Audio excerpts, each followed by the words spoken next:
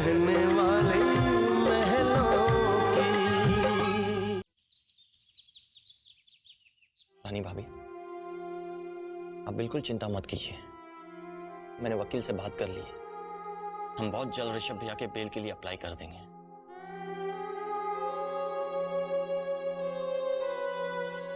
बस एक बार मुझे उस असली कातिल के खिलाफ सबूत मिल जाए, फिर देखना भाभी, सब कुछ ठीक हो जाएगा।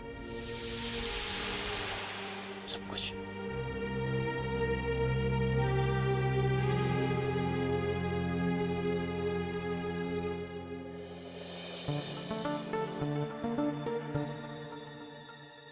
पायल,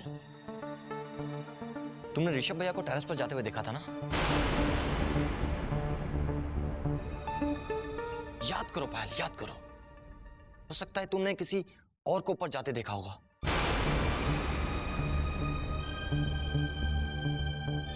मुझे पूरा यकीन है पायल कि ऋषभ भैया के वहां पहुंचने से पहले विराट भैया पर किसी ने जानलेवा हमला कर दिया होगा।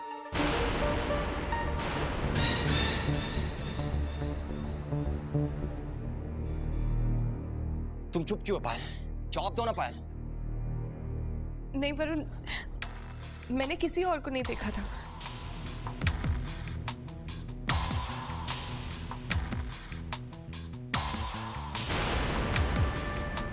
कातिल चाहे कितना भी शातिर हो, हम उसे ढूंढ ही लेंगे। पुलिस हमसे कुछ भी कहे या गवाह हमसे कितना भी झूठ बोले, हमें उससे कोई फर्क नहीं पड़ता है। हम असली कातिल की खोज में कोई भी कमी नहीं रखेंगे।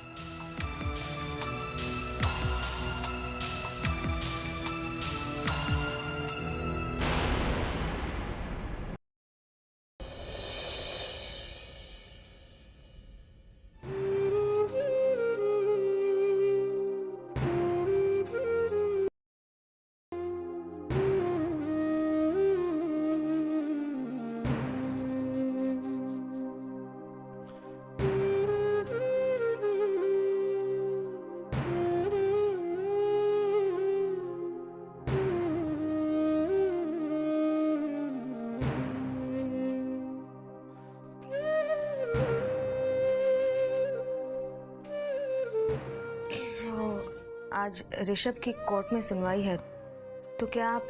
नहीं जानकी,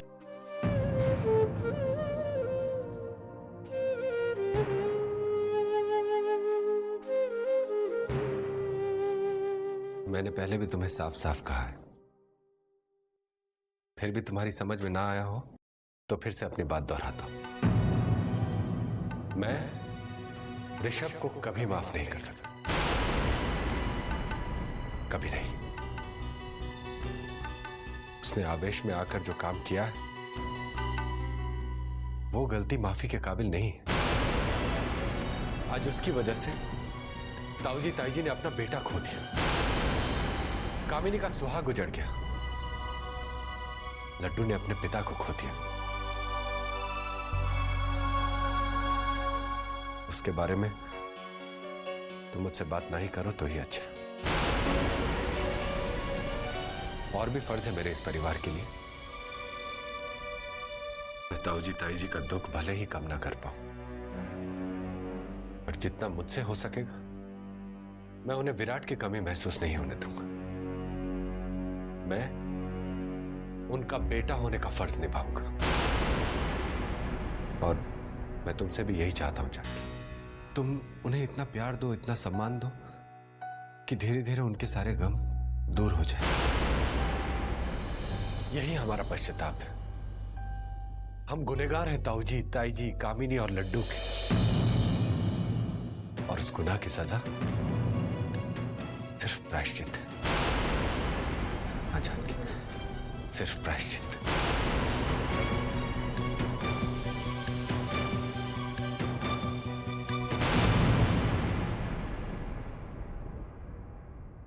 सॉरी वकील साहब, मिस्टर ऋषभ की बेल नहीं हो सकती,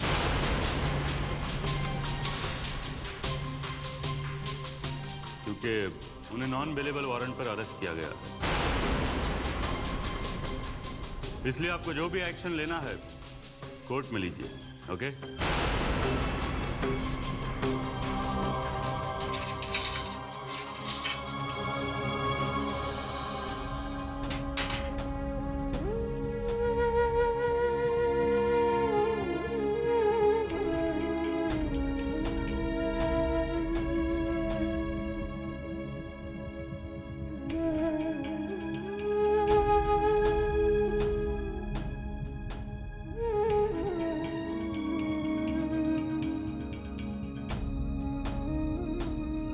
भैया आप बिल्कुल फिक्र मत कीजिए, हम आपको जल्द से जल्द छुड़ा लेंगे।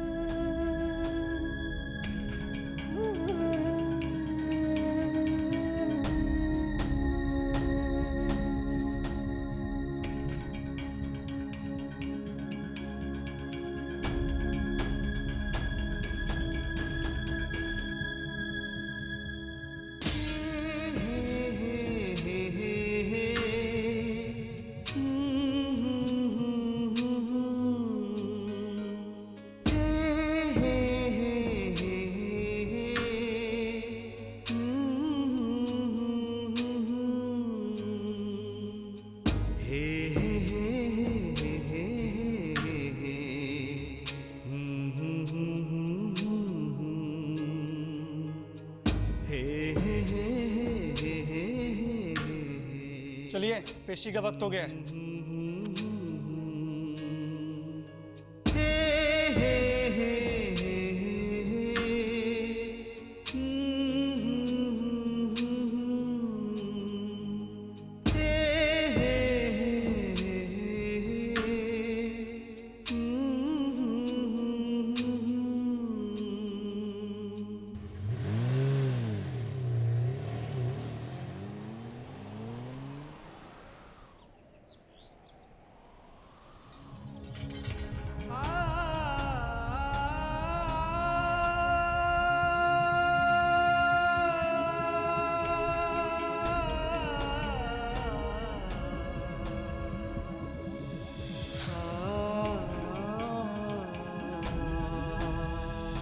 आज तुम तीनों मार्केट जाओ और अपनी पसंद की खरीदारी करो।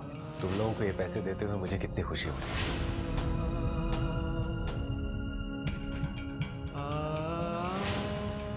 ये वाली अच्छी है ना? अरे मुझे भी दिखा ना। इसमें तो एकदम कमाल लग रही है ना। प्यार का ऋषभ, ऋषभ बोला ना जल्दी है।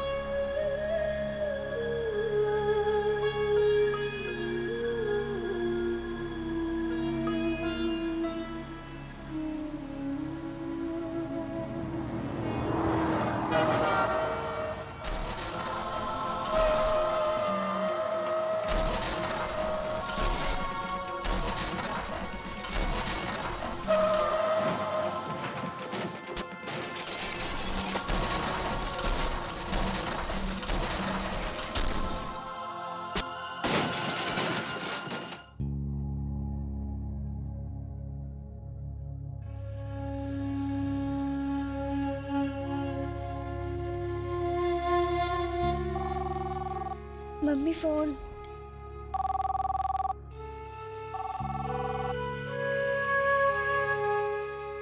हेलो।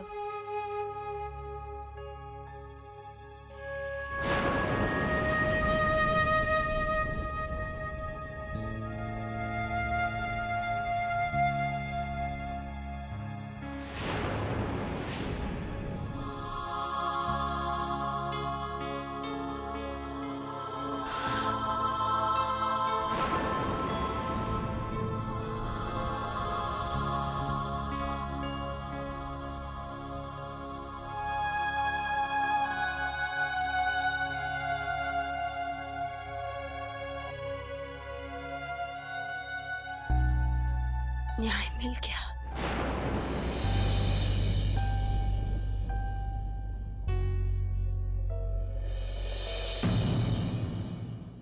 हमें न्याय मिल गया।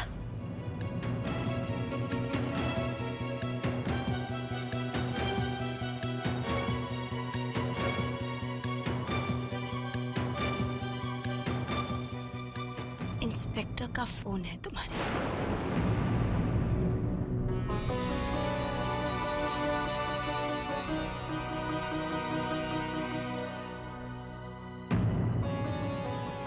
बात करो।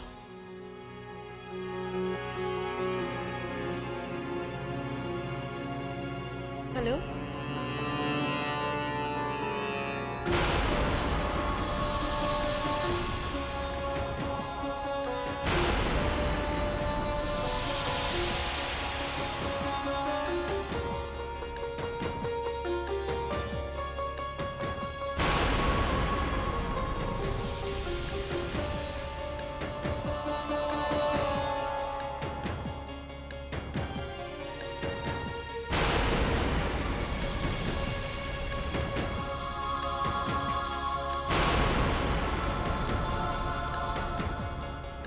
क्या हुआ रानी?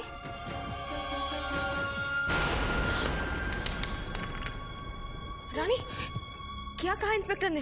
हाँ, क्या हुआ? अभी पुलिस चीफ का एक्सीडेंट हो गया।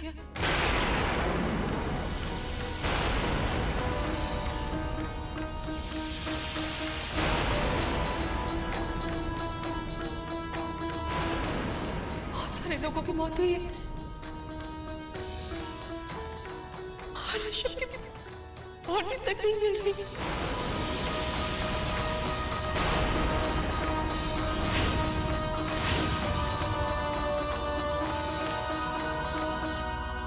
नहीं, ये नहीं हो सकता।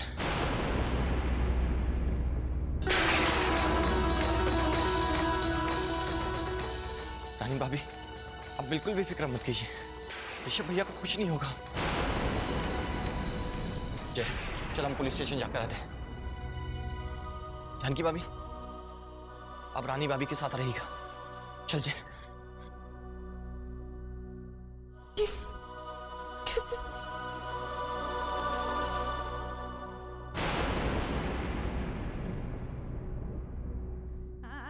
न्याय मिल गया विराट जी, हमें न्याय मिल गया।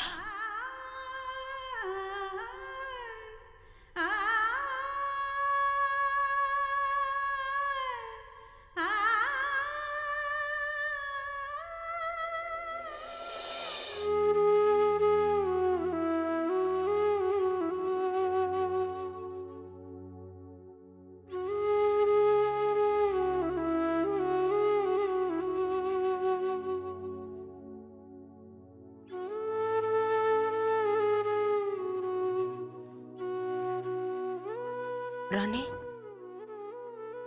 अपने राम जी पर भरोसा रखो। ऋषभ को कुछ नहीं होगा। जय और वरुण गए ना इंस्पेक्टर साहब से मिलने। हमारा ऋषभ जहां कहीं भी होगा ठीक ही होगा।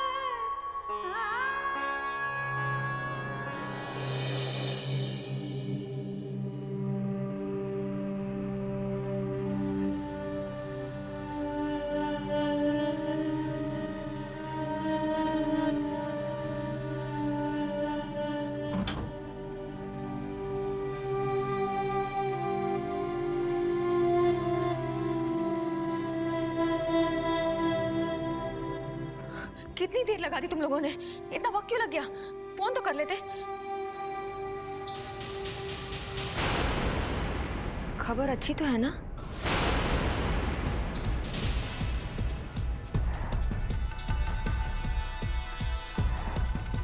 मैडम, वैन खाई में गिरने से उसमें सवार काफी लोगों की मौत हो चुकी है।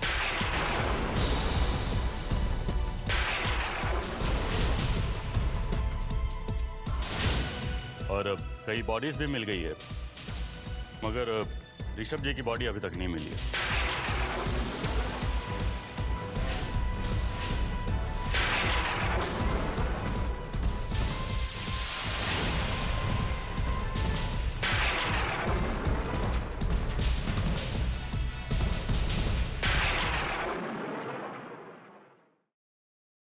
की मौत हो चुकी है और कई बॉडीज भी मिल गई है, मगर ऋषभ जी की बॉडी अभी तक नहीं मिली है।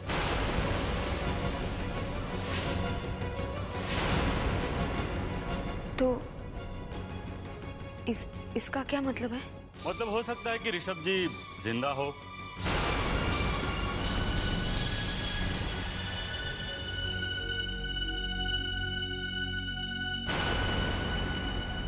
सकता है कि ऋषभ जी कहीं जख्मी हालत में पड़े हो और हमारी नजर उन पे ना पड़ी हो।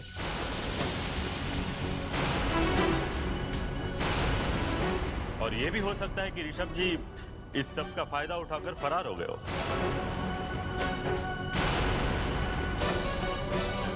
लेकिन जब तक हम ऋषभ जी को जिंदा या मुर्दा पकड़ नहीं लेते, तब तक वो कानून की नजर में एक फरार मुजरिम है।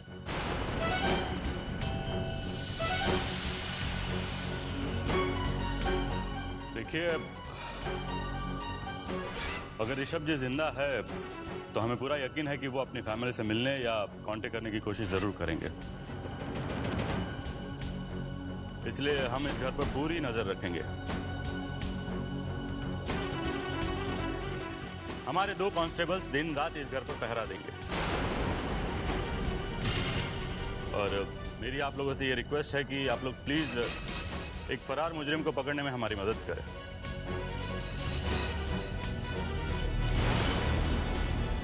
आप जरा भी चिंता मत करिए इंस्पेक्टर साहब। जिसने भी इस घर के चिराग को बुझाया है ना, उसे हम अपनी नजरों से बचने नहीं देंगे।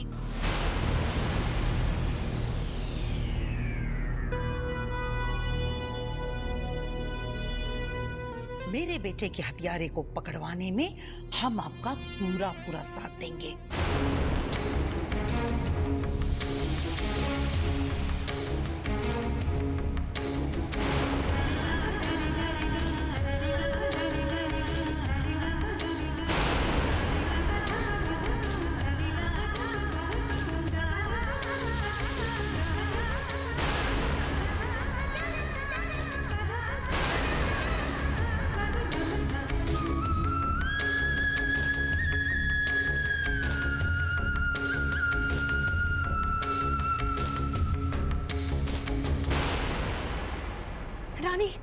रानी, तुम्हारी श्रद्धा का फल मिल गया, तुम्हारी भक्ति का प्रसाद मिल गया। रानी, ऋषभ जिंदा है। हाँ, मैंने तुमसे कहा था ना, हमारे ऋषभ को कुछ नहीं होगा। अभी अभी इंस्पेक्टर साहब आए थे, उन्होंने कहा जीप खाई में गिरी तो थी, कुछ लोग जो बच गए वो जख्मी हालत में मिले हैं, और जो नहीं बचे उनमें ऋषभ की बॉडी नहीं है। इसलिए उन्हें यकीन है कि ऋषभ जिंदा है। हमारा ऋषभ जिंदा है रानी, और बहुत ही जल्द वो हम सबके साथ हमारी नजरों के सामने होगा। मैं आज ही ऋषभ के लिए मां मृत्युंजय का जाप करूंगी।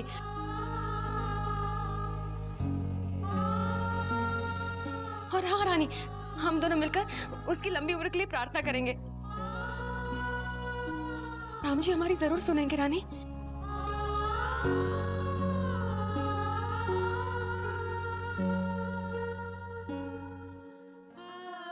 हे राम जी, हमारा ऋषभ जहां कहीं भी हो, सुरक्षित हो, उसे अपनी छाया में रखना, उसकी रक्षा करना प्रभु।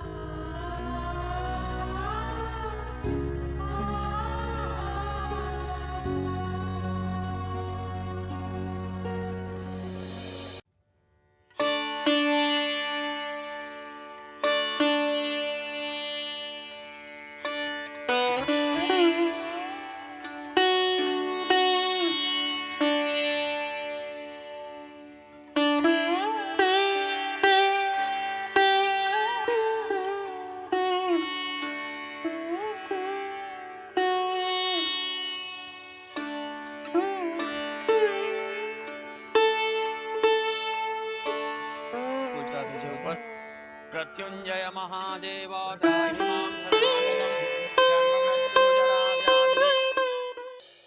अब आप अपने अपने हाथ में अक्षत ले लीजिए और अपने अपने मन में जिनके निमित्त में हम पूजा कर रहे हैं उनका नाम लेते जाइए।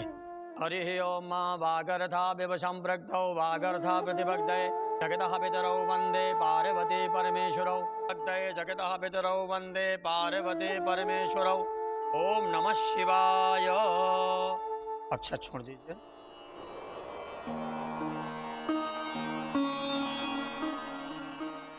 यह कलश उनके जीवन का प्रतीक है जिनकी लंबी आयु के हेतु हम लोग महामृत्युंजय पूजा की जा रही है। चंद्रमा मनसो जातसो सूर्यो अजायतः सोत्राद् वायुष्य प्राणश्च मुखादग्निरजायतो। ओम प्राणाय स्वाहा। आप लाउती डालते जाइए। ओम प्राणाय स्वाहा। ओम अपानाय स्वाहा। ओम व्यानाय स्वाहा। ओम उदानाय स्वाहा। ओम समानाय स्वाहा।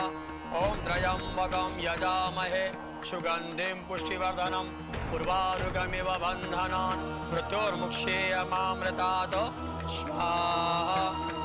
ओम द्योः शान्तिरन्तरिक्षं शान्तिः पृथिवी शान्तिरापः शान्तिरौषधयः शान्तिवनस्पतयः शान्तिर्विश्वे देवाः शान्ति ब्रह्म शान्तिः सर्वगं शान्तिः सामा शान्तिरेधि। ओम नमः शिवाय।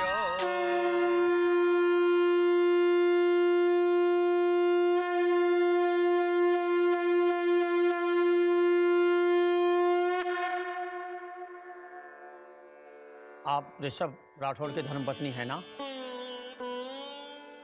आप यह माता का सिंदूर अपने मांग में सजाइए।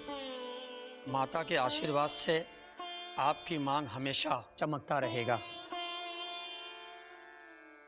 माता रानी कभी भी आपकी मांग सूनी नहीं रहने देगी।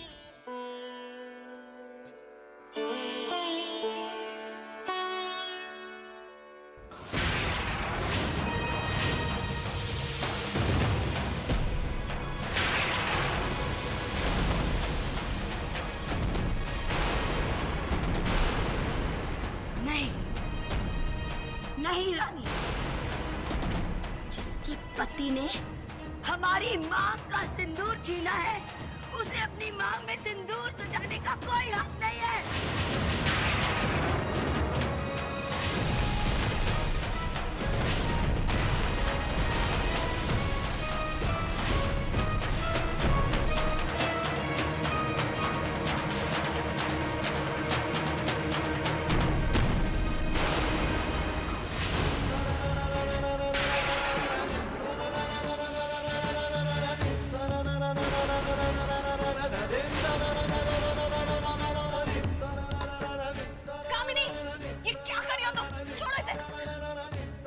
दुआ दे रहे हैं हम इसे।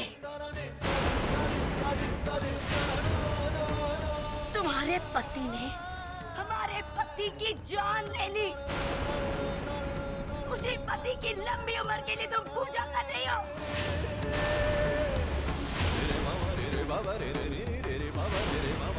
लो, हमने ये पूजा असफल कर दी।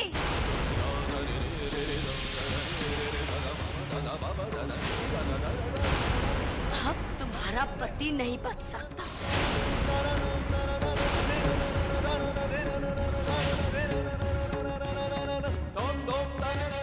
जरूर मरेगा तुम्हारा पति, जरूर मरेगा।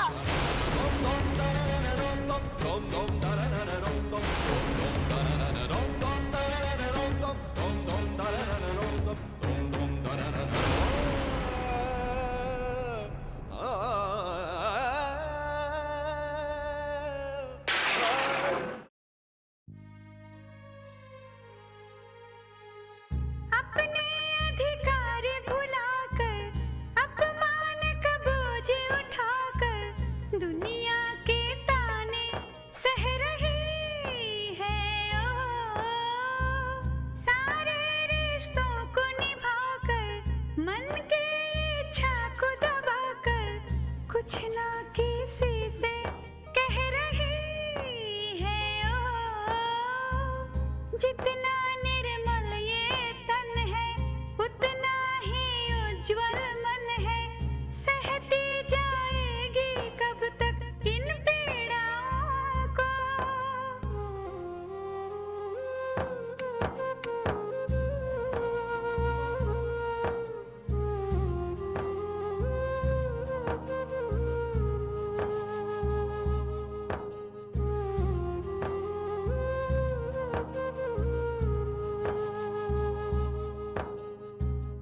रानी, रानी, रानी, तुम कामिनी की बातों को दिल पे मत लो।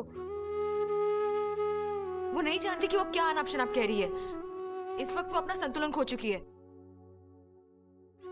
रानी, राम जी पर भरोसा रखो और फिर कामिनी के कहने से थोड़ी ना कुछ होगा। होगा वही जो राम जी चाहेंगे। तुम देखना, हमारे ऋषभ को कुछ नहीं होगा। हाँ भाभी, आप ठीक कहती हैं।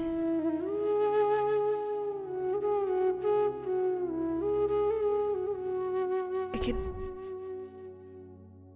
कामिनी भाभी के दिल पे क्या बीत रही है ये मैं अच्छी तरह से जानती हूँ। उन्होंने अपनी आंखों के सामने विराट भैया की वो हालत देखी थी। उनकी जगह कोई भी होता तो वो भी अपना संतुलन खो बैठता भाभी। इस वक्त तो मुझे बस ऋषभ की चिंता हो रही है। पता नहीं वो कहाँ होंगे, किस हालत में होंगे, कैसे होंगे। ऋषभ जहां कहीं भी होगा, राम जी उसकी रक्षा करेंगे।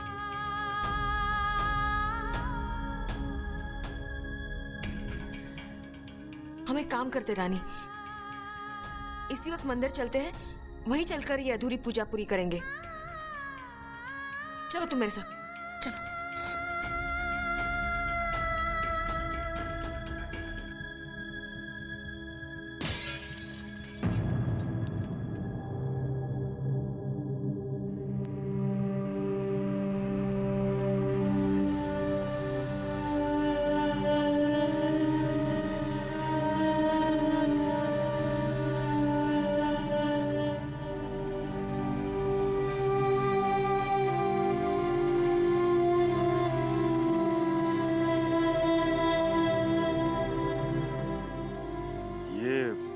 ऋषभ जी कहाँ?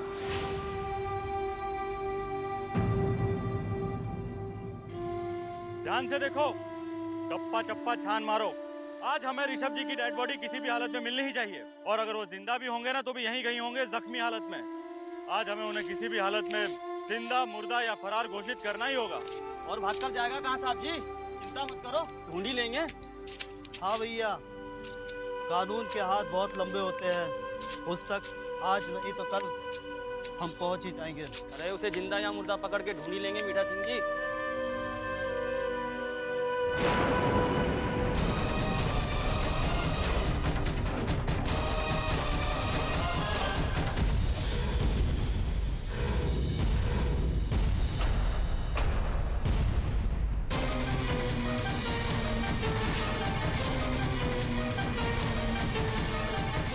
अरे अरे मीठा सिंह जी, नीचे कहाँ जा रहे हो? चलो आओ आओ, ऊपर ढूंढते उसे। चलो चलो आओ। हाँ भैया, सही कह रहे हो, लगता है वो यहाँ पे नहीं है।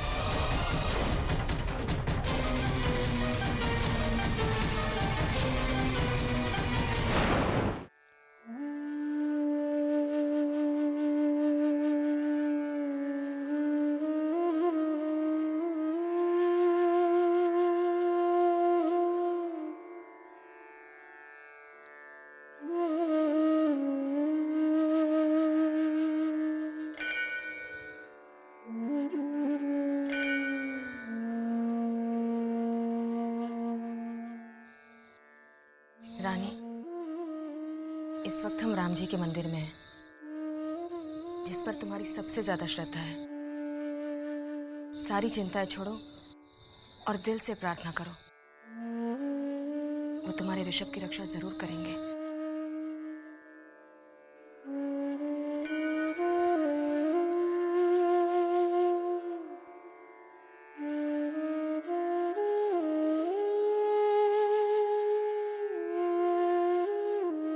हे राम जी, बचपन से लेके आज तक मैं यही जानती आई हूँ कि आप इस दुनिया के तारनहार हैं और यही मेरी श्रद्धा है। आज मैं आपसे कुछ मांगने आई हूँ। मैं जानती हूँ आप मुझे निराश नहीं करेंगे। राम जी, मुझे पूरा यकीन है कि ऋषभ ने ये खून नहीं किया है। मेरे सुहाग की रक्षा कीजिए राम जी। ऋषभ जहां भी है, आप उनके साथ रहना।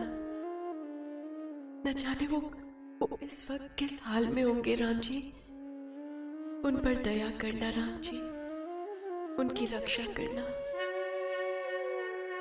राम राम जय राजा राम, राम राम जय सीता राम, राम राम जय राजा राम, राम राम जय सीता राम।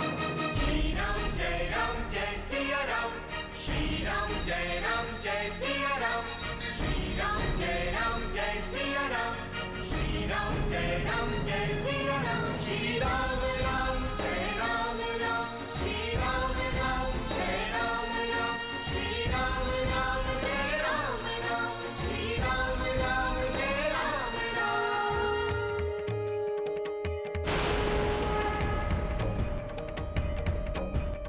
राम राम जय राजा